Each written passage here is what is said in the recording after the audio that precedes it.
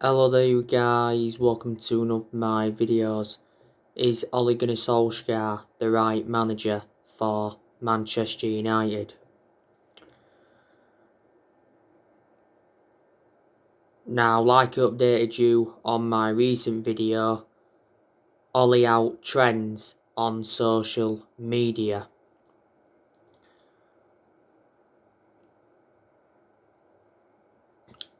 Some Manchester United fans have turned on Ole Gunnar Solskjaer. I think Manchester United need to win the Europa League to keep Ole Gunnar Solskjaer in the job. Danny Murphy believes that Man United will sack Solskjaer if we fail to win the Europa League. If we don't win a trophy this season, that'll be 4 years without a trophy. The FA Cup was a chance of a trophy for Manchester United. But obviously we're no longer in it because we got knocked out by Leicester in the FA Cup quarter final. And obviously we know we're not going to win the Premier League. Man City are going to win that. But at one point we was in the title race, and at one point we was top of the league, but there was a period where we dropped too many points, so that's why we're no longer in the title race. I'm very, very sceptical that we'll win a title under Ole. We haven't won the Premier League title since 2013.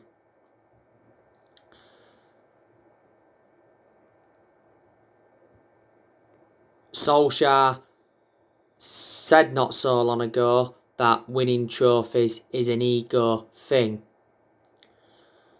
And he said that in regards to some managers and some other clubs. He says clubs like Man United, trophies no longer prove success.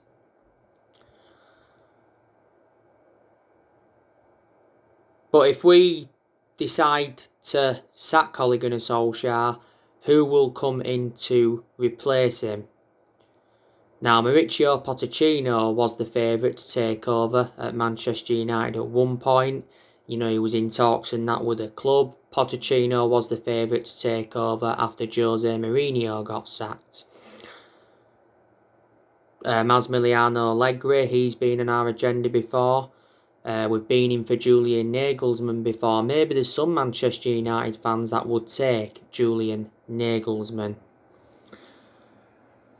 But when we have been inconsistent, not all of the blame has stemmed from Ole Gunnar Solskjaer. You know, it's never all the manager's fault. You know, I think there's certain players that have got to take responsibility. I think our board has been one of the biggest issues at the club for a long time, reflecting how poor our recruitment policy's been. We've also overpaid for players. And none of the managers that we've had since Ferguson retired have got the players that they wanted to recommend in.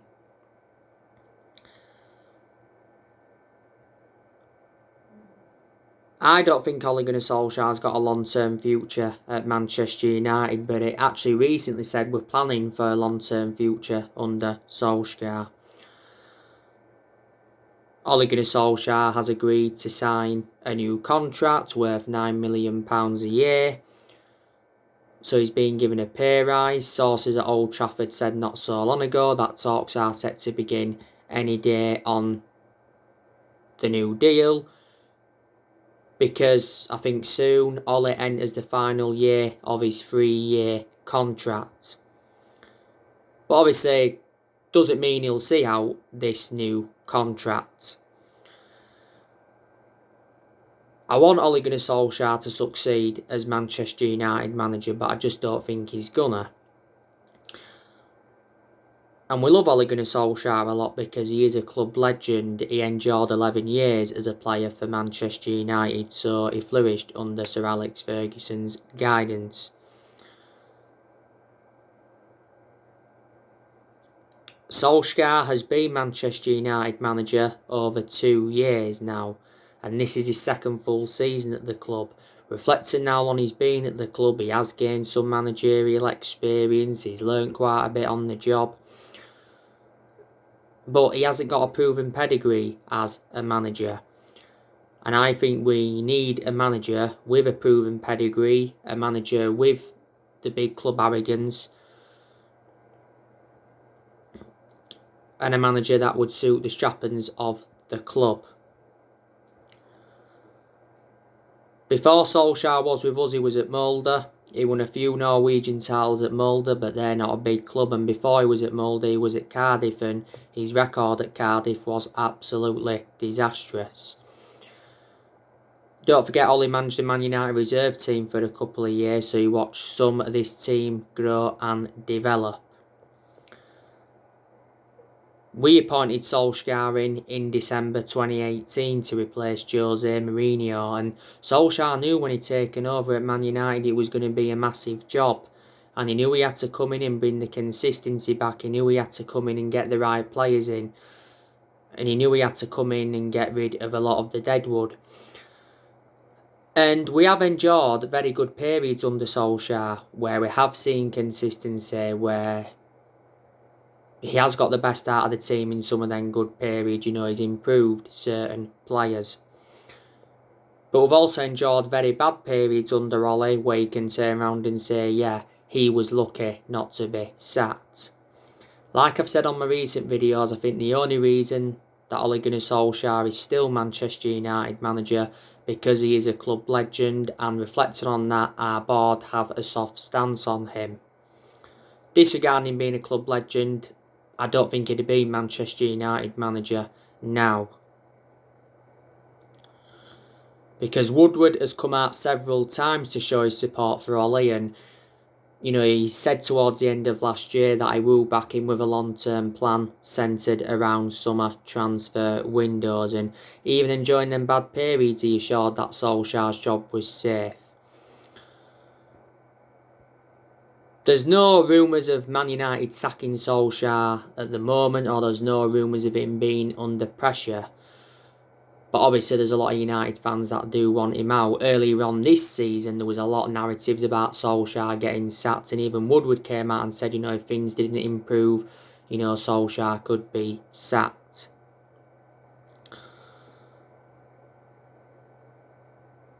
I think he is our best manager since Sir Alex Ferguson. You can probably turn around and say that we give him the job too soon. Maybe we should have waited until the end of that particular season to decide or not whether to give him the job. But Solskjaer did very, very well, didn't he, in that 3-month period when he was the interim manager. So the club decided to give him the job permanently 2 years ago.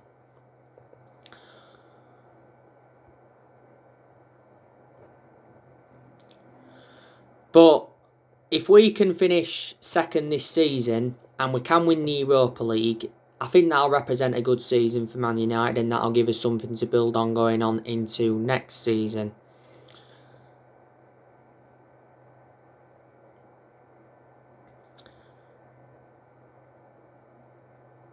My biggest concern about Solskjaer is his decision making, because in the vast majority of his games he's managed at Man United, he's been tactically naive, especially in a lot of the big games. But there has been some games where he's showed tactical flexibility, but he's got to show that persistently. Solskjaer, as Manchester United manager, has beaten quite a few big managers. He's beaten Pep Guardiola. Is it a good 4 or 5 times now? He's beaten Thomas Tuchel twice. That's when Thomas Tuchel was PSG manager. Solskjaer's beaten Julian Nagelsmann. He's beaten Jose Mourinho. He beat Frank Lampard, 3 times last season? He's not a big name manager, but still did. Beating Jurgen Klopp in the FA Cup. Ollie's also beaten Carlo Ancelotti. So there you go. And I think we've had about 5 or 6 good games this season where we've actually performed well and won. But the vast majority of the games this season we've underperformed. performed. We've got to credit Ole Gunnar Solskjaer though in quite a few aspects. You know, at one point he did get us top of the Premier League for the first time in like 8 years. We are second in the Premier League at the moment. We have got a fantastic away record in the Premier League. We're unbeaten in our last 22 Premier League away games. We was unbeaten in, I think, 28 away games in all competitions. Obviously now that's ended, reflecting on that 3-1 loss to Leicester.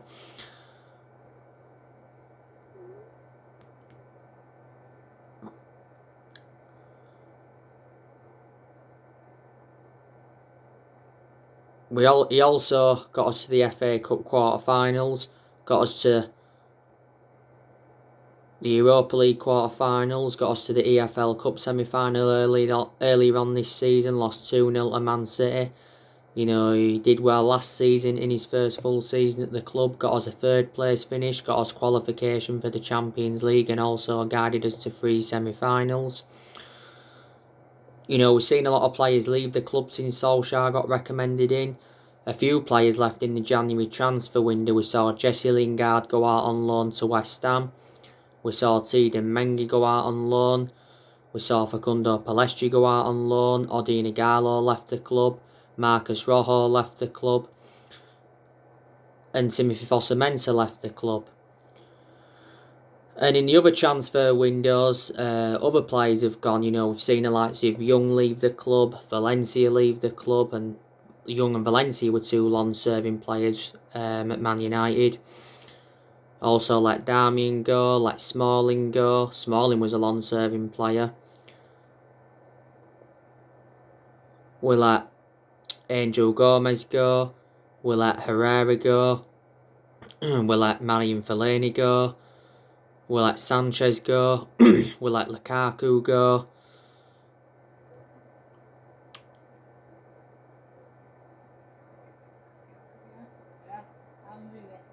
Also loaned quite a few players out. Loaned Diego Dalot out. Loaned James Garner out. Loaned Dylan Levitt out. Loaned Tahith Chong out. I think we'll loan Joe Pereira out again for another season. And Solskjaer has spent almost £300 million as Manchester United manager.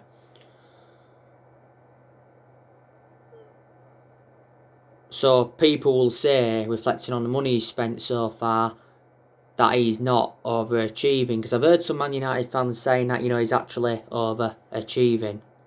But he's not. So you've got to credit Solskjaer for that. Solskjaer is inheriting players from other managerial eras.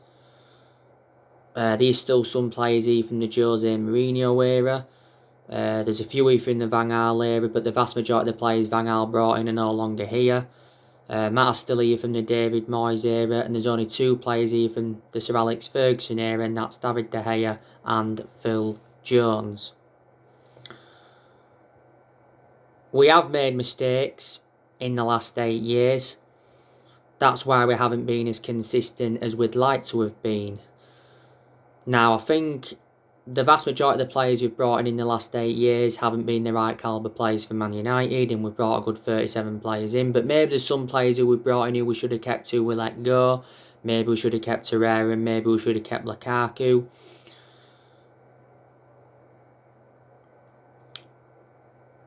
I think Ferguson made one mistake, and that was ever recommending David Moyes in at that time. Like I said, we probably made a mistake giving Solskjaer the job.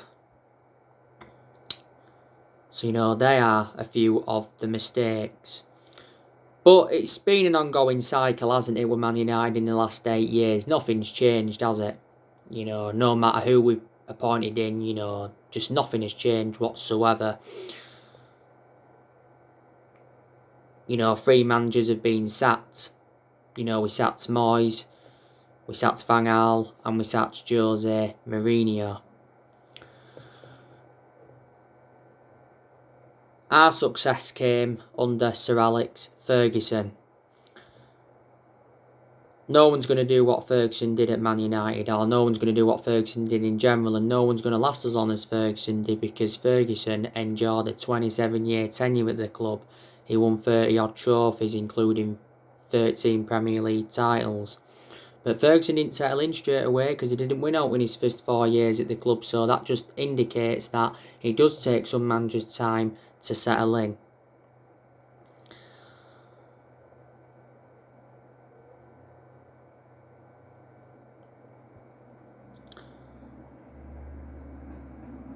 Now, this year's summer transfer window is massive for Manchester United, and it's going to be Ole Gunnar Solskjaer's biggest in his managerial career. That's if he is still Man United manager in the summer transfer window.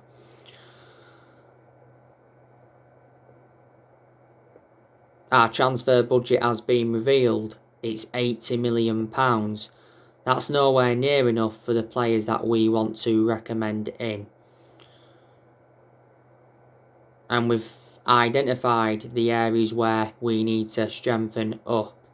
So if Solskjaer is still Man United manager in the summer transfer window, I'm expecting him to get the backing he deserves, because I don't think he's been backed enough so far. Obviously, we've got John Murtough in as our director of football, and John Murtough knows the club through thick and thin because he's been at Man United for like 7 or 8 years. By the way, John Murtough is our first ever director of football. We've got obviously Darren Fletcher that knows the club inside out. He endured 2 decades as a player for Man United.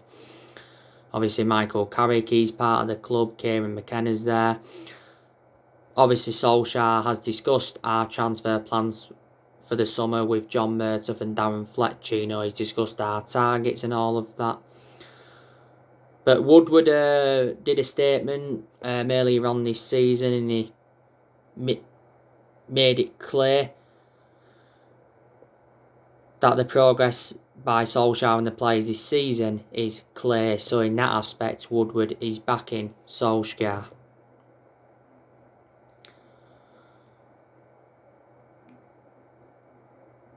There has been a lot of players on our agenda. Now, you know the news on Pedro Neto from Wolves. Recent narratives have come out and said that Man United are eyeing a 50 million plus move for Pedro Neto. We're seeing him as an alternative to Sancho. Back in 2016, he had the trial at Carrington as a teenager, but didn't impress enough, so we obviously didn't get him in. His performances for Wolves have been very good. Wolves got him in 2019. Wolves paid £18 million for him from Lazio. He's got a contract with Wolves until 2025. Yeah, he was at Lazio. I think they actually did get him permanently after his loan, and before Lazio he was at Braga. He's just 21 years of age, still young, and he's predominantly a right winner. We've been looking at quite a few right winners though. I'd certainly take Declan Rice at Manchester United. Ole Gunnar Solskjaer apparently has agreed with our new recruitment team that Declan Rice would be the perfect signing for the club. Apparently West Ham are demanding £80 million. It said earlier on this season that West Ham were considering lowering their asking price to £50 million. We're seeing Rice as a long-term replacement for Matic. Now, the main explanations I'd take Declan Rice at Manchester United is because he's young, he's got a lot of development in him. His overall play is very good. He's well proven in the Premier League. So these are the reasons I'd take him. Declan Rice has been at West Ham around 7 years now. He's made over 100 appearances in the Premier League for West Ham. He's got a contract with West Ham until 2024. Before he was at West Ham, he was at Chelsea. He was in their youth setup for several years.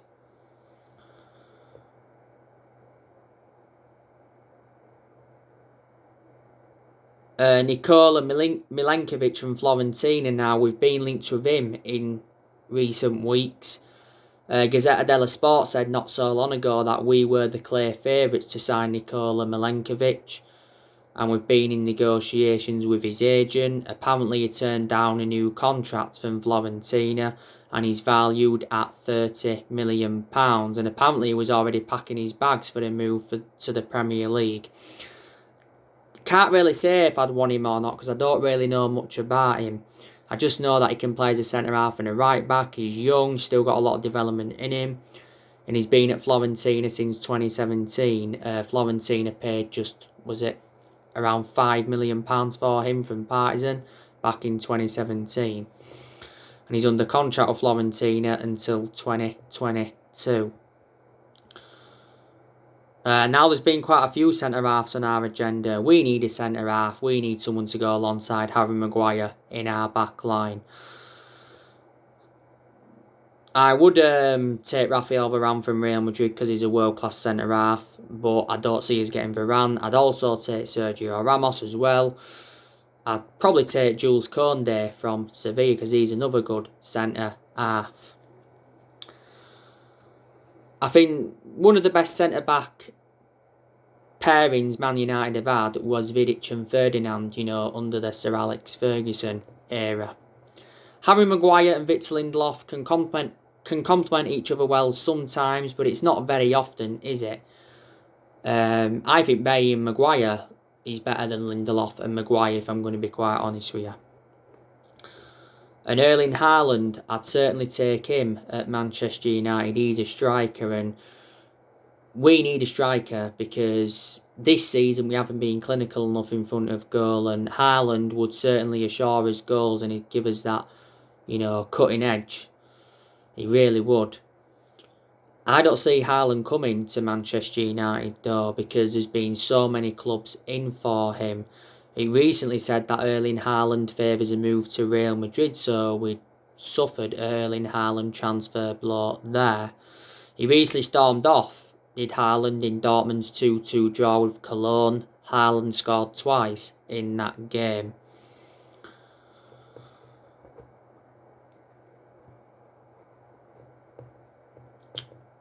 But earlier on this season, Solskjaer did say he was following Erling Haaland's progress and he was keeping in touch with Erling Haaland. Erling Haaland is our centre-forward transfer priority, and I heard he's demanding wages of £350,000 from his next club. Mino Raiola, his agent, said earlier on this season that there's around 6 clubs in England that can afford him. So in the summer transfer window, I'm expecting us to make around 3 or 4 signings. Solskjaer wants to sell at least 4 players in the summer transfer window to bolster our transfer budget, and he hopes to raise as much as £60 million. So that would take our transfer budget to £140 million. Now, Eric Bailly wants out of Manchester United because recent reports have said that Eric Bailly is furious with Ole Gunnar Solskjaer because he doesn't feel respected or wanted by him. And he said that Bailly is going to reject a new contract offer. And also, Eric Bailly fears that we're willing to offer him a new contract so we can command a bigger transfer fee for him. Bailly has got just 15 months left on his current contract. You can say Bailly's lost his place in the team, hasn't played for a while. I think he's got some kind of knock. He's a very good centre-half, Bailly, but he's too injury-prone, so in that aspect, he is a liability. Bailly's been at the club since 2016. So he's been at Man United now 5 years, is it, Eric Bailly? We paid £30 million for him from Villarreal.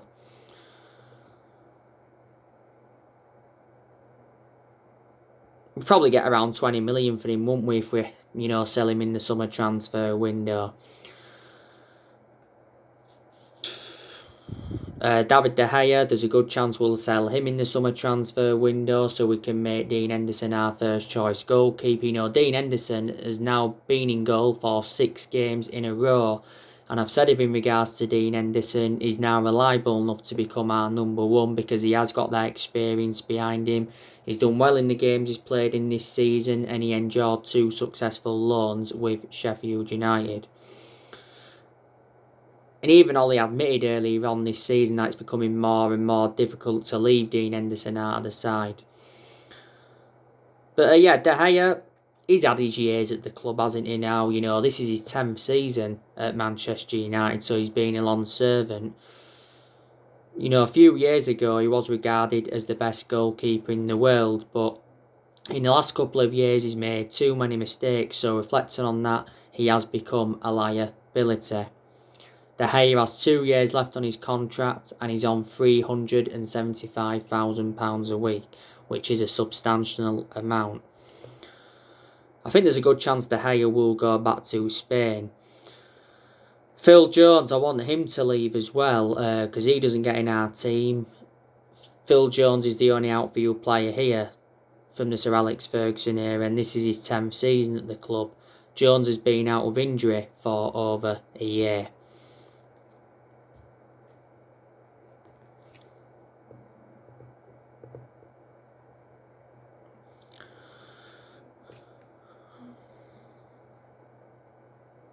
Fred. Now, do you think there's a chance that we'll sell him in the summer transfer window? Fred endured an abysmal game against Leicester in the Cup recently. Give the ball away countless times. Definitely was accountable for Leicester's first goal because he passed it straight to Iheanacho. That game against Leicester was probably Fred's worst game in a Manchester United shirt. And he isn't worth the £52 million that we got him for, but he's had some good games this season for Man United, but he's also had some bad games. He's not at that level yet, is he, Fred? But during his time in Ukraine with Shakhtar Donetsk, I've got to say he was a world-class player, I'll be honest. Matic, there's a good chance we'll sell him in the summer transfer window because he isn't one of our first-choice midfielders. In the vast majority of Matic's games at Man United, he's been inconsistent. He's had some good games, but I've always had my strong reservations about him because he's always been a slow player as Matic.